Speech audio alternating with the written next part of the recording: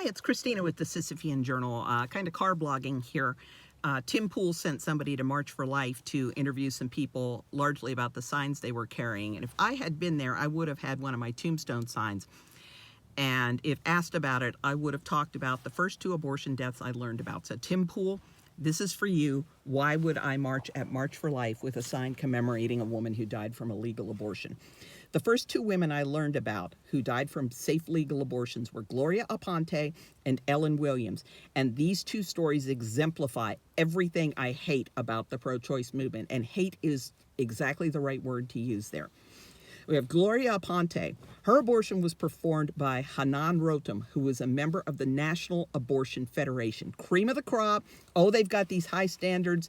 Every time you see an article about some bad abortion clinic, they'll do this little puff piece on the side, or at least a paragraph on the end, quoting the National Abortion Federation. And, oh, you can trust us. Yeah. He got caught with his receptionist with no medical training administering general anesthesia. So we got that at that end with Gloria Aponte. Then the other one we have is Ellen Williams, who died after an abortion at Dadeland in Florida. Dadeland was like the precursor to Kermit Gosnell. It was filthy. It was corrupt. There was all kinds of shenanigans going on in there. Lipstick from the previous patient on the oxygen mask. And Ellen Williams went in for her abortion, and the medical records aren't even clear who performed the abortion, whether it was Shartor Bissell Singh or Nabil Ghali, who was a rapist. They had an actual rapist doing abortions at this clinic.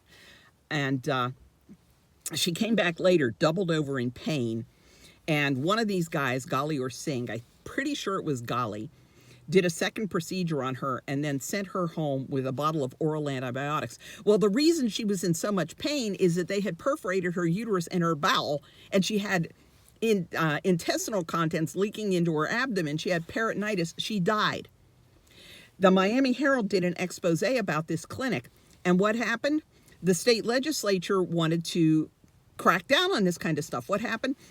The Florida abortion clinics banded together, formed a group called the Florida Abortion Council, FLAC. It was headed by this woman, Janice Compton Carr. She was interviewed by the Miami Herald, and she said, "In my gut, I am aghast at what goes on at that place, but I staunchly oppose anything that would correct this situation in law."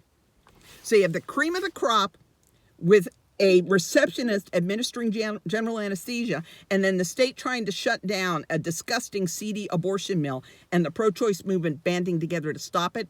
That tells you everything you need to know about what their priorities are. They betray women.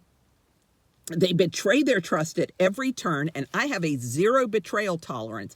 I got brought into this because I was sick of the way the women were treated.